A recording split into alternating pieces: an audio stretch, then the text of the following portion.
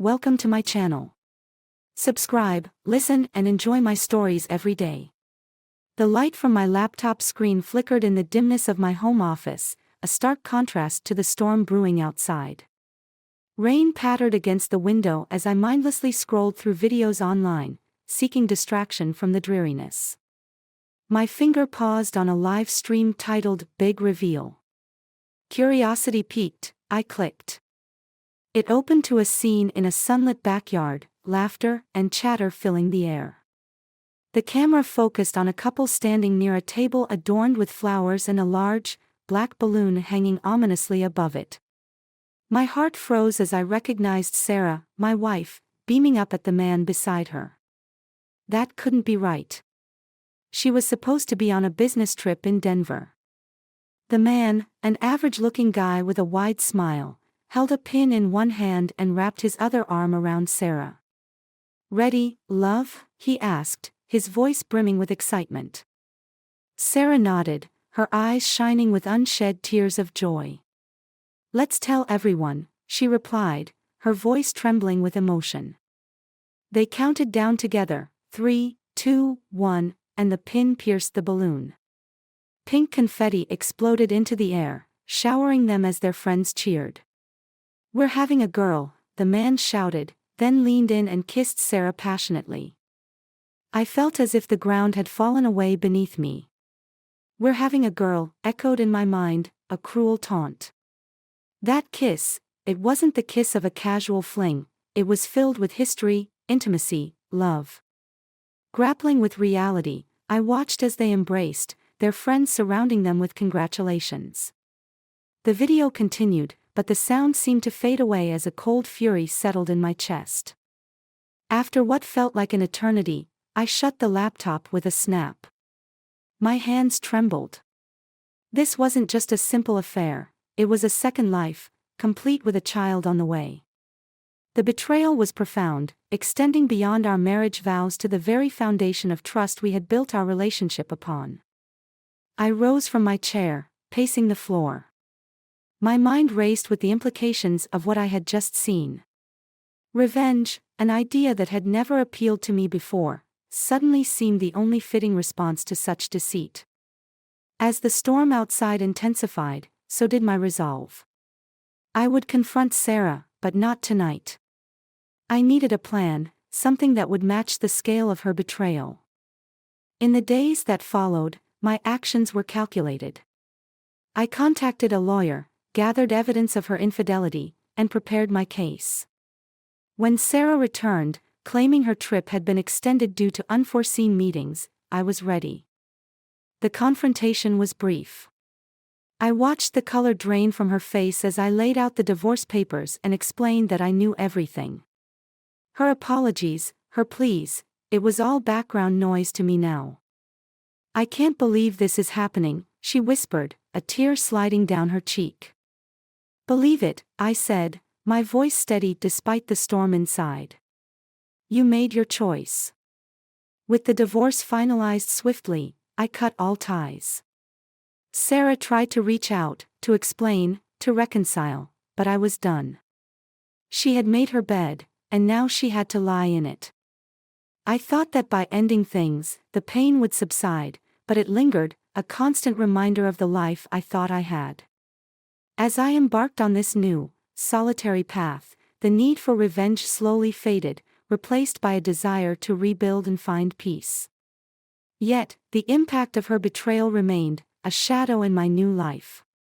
The buzz of the city below seemed to mirror the chaos that had been my life over the past few weeks.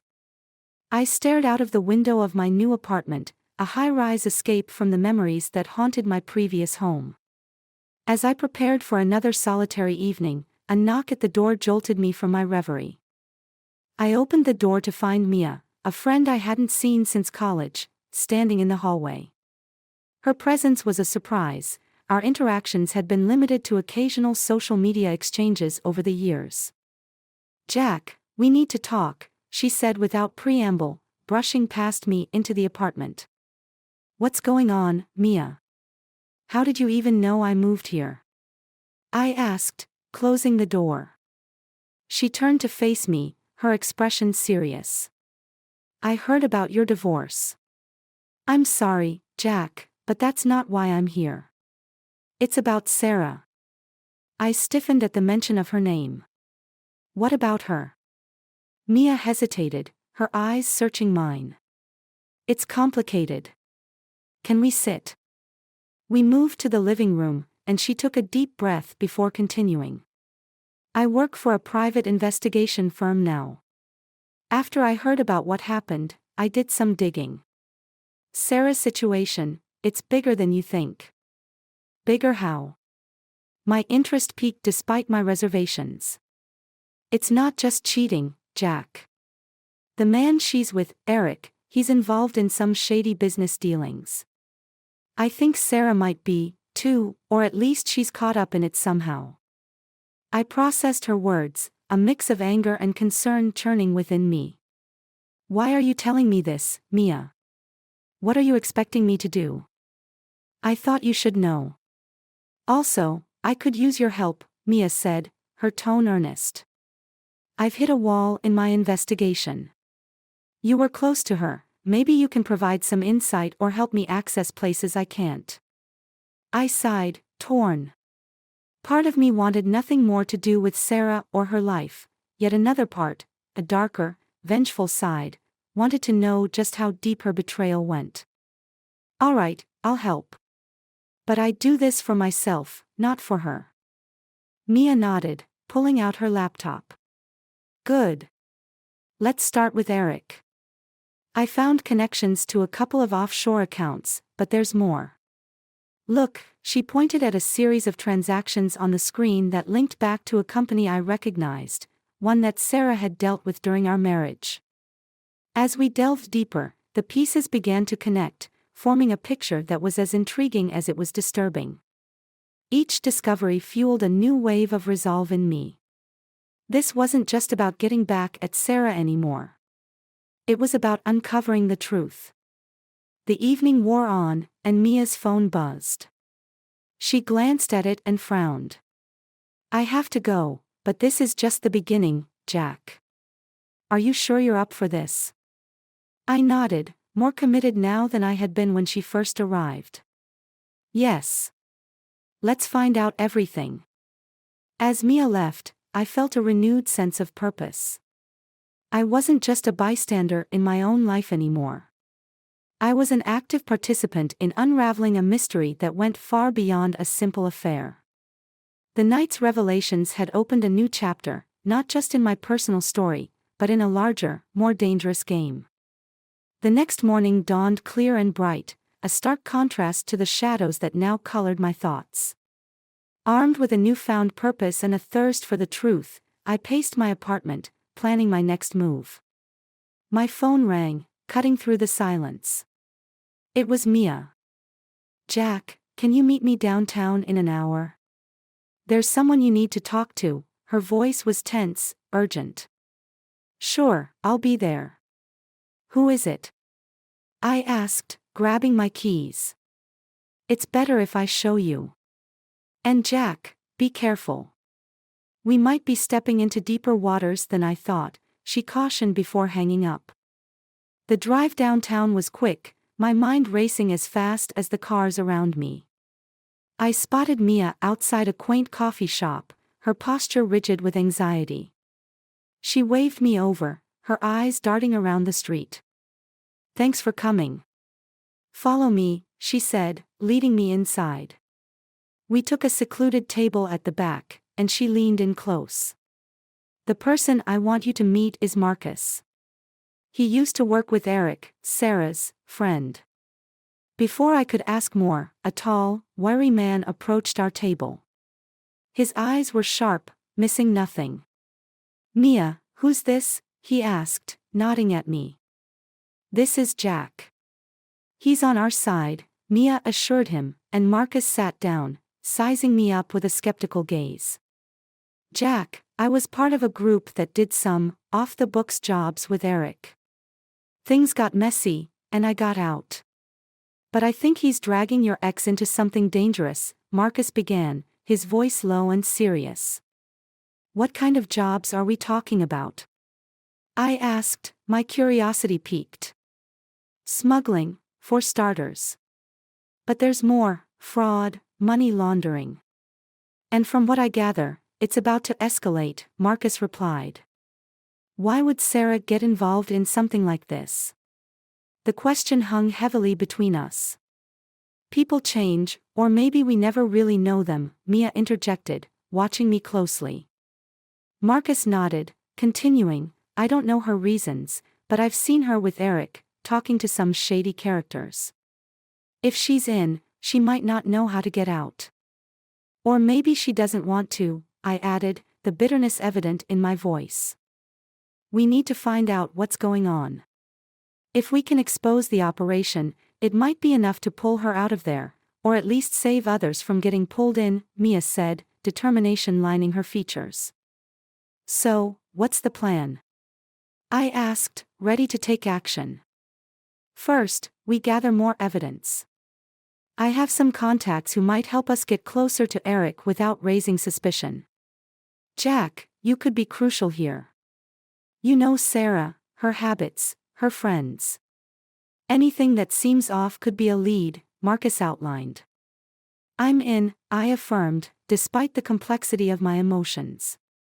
Revenge had brought me here, but now, a sense of justice was taking over. We'll need to be careful. If Eric suspects we're onto him, things could get dangerous, Mia warned. The meeting wrapped up with plans to reconvene later that week, armed with whatever additional information we could scrape together. As I left the coffee shop, the weight of our mission settled on my shoulders. The city around me buzzed with the energy of oblivious lives, while I stepped deeper into a world of shadows and doubts, driven by the need to uncover the truth, no matter the cost. Over the next few days, our small, unlikely team worked tirelessly, digging through layers of deception. Each piece of evidence we uncovered added weight to our suspicions and fueled our resolve. Today was the culmination of all our efforts. We planned to confront Eric at one of his warehouses on the outskirts of the city, where we believed he conducted most of his illicit activities. Mia, Marcus, and I approached the warehouse under the cover of dusk. The area was quiet, too quiet, giving off an eerie vibe that made my skin crawl. Marcus led us to a side door he knew would be unlocked. Inside, the vast space was dimly lit and filled with crates and boxes. We moved silently, using the shadows as cover. Mia pointed to a light at the far end of the warehouse. That's where they usually meet. Let's head there. As we neared, voices became audible, discussing shipments and payments. We crouched behind a large crate, listening. A familiar voice made my heart stop. It was Sarah, clear and assertive. Next shipment must be handled delicately. We can't afford another slip-up like last time, she was saying.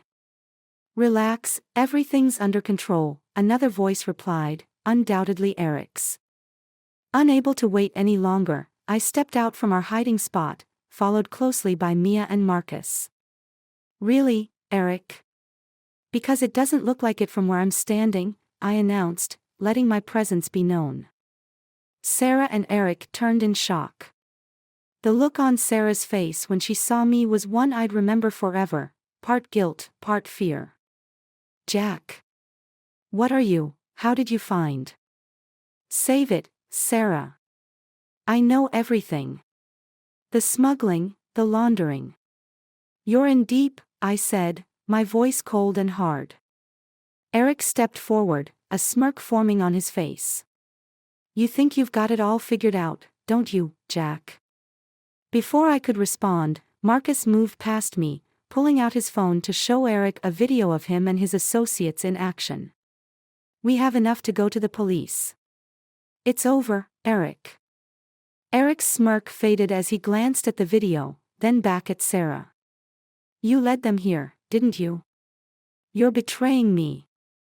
Sarah shook her head frantically. No, Eric, I didn't. It doesn't matter now, Mia interjected, her voice steely. It's done. Police sirens wailed in the distance, growing louder. Marcus had tipped off the authorities before we'd arrived. Realization dawned on Eric's face, and without another word, he bolted towards a back exit. As the police entered, securing the area and rounding up Eric's associates, I turned to Sarah. "Why?" was all I could manage to ask. Sarah looked at me, tears streaming down her face. "I thought I could handle it, that I could keep it separate from us. I was wrong, and I'm so sorry, Jack." Her apology hung between us, hollow and inadequate. The officers approached her, and as they took her away, she turned to look at me one last time. There was so much I wanted to say, so many emotions I wanted to express, but in the end, I said nothing. As the chaos settled and the police began their investigation, Mia placed a hand on my shoulder.